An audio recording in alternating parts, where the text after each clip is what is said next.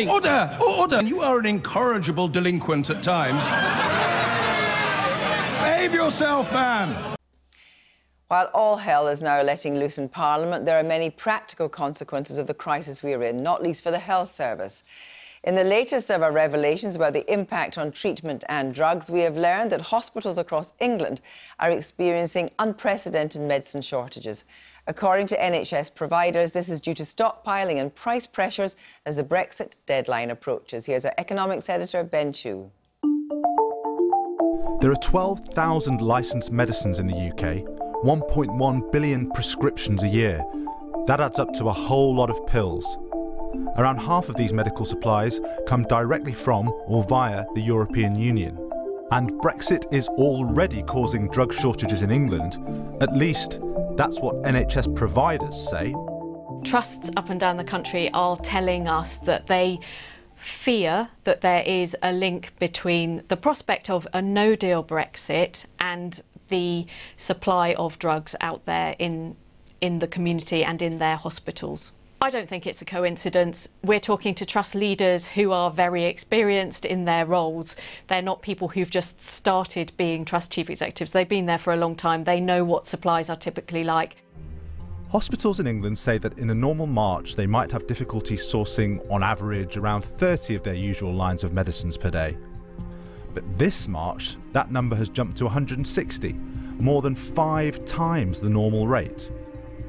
And one trust has said that this month it has struggled to source up to 300 lines of drugs.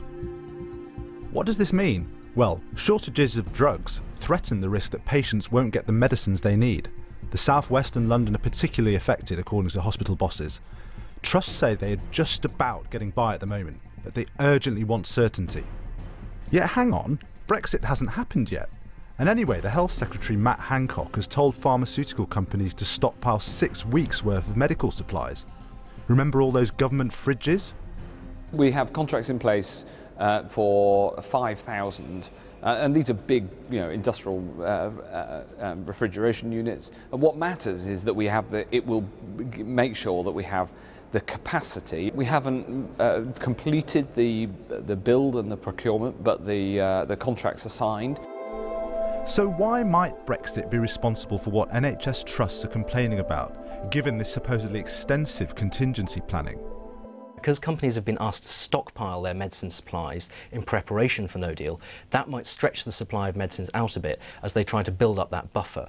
The other is that in some cases suppliers might want to increase their prices in a way to get ready for a no deal Brexit. It's possible that there's an element of suppliers pointing to Brexit for issues that could have happened anyway. But actually, if you look at the number of medicines that have been nationally recognised as being in shortage, it does seem to have been a little higher for the last few months, which suggests there may be something going on. The Department of Health said, "These claims are misleading. There is no evidence to suggest the small number of current supply issues are related to the EU exit, nor that these are increasing as suggested.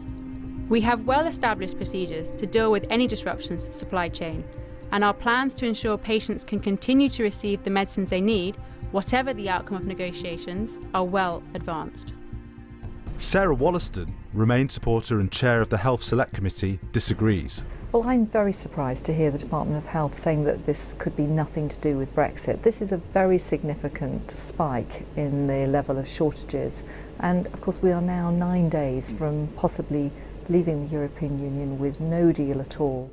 Regardless of whether Brexit is to blame or not for the current spike in shortages, analysts stress that we should expect far worse in a no-deal scenario.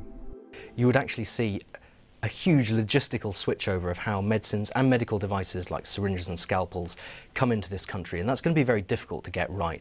I think there is a risk of shortages which could potentially be more widespread and apply to branded medicines to a greater degree than any we're seeing now.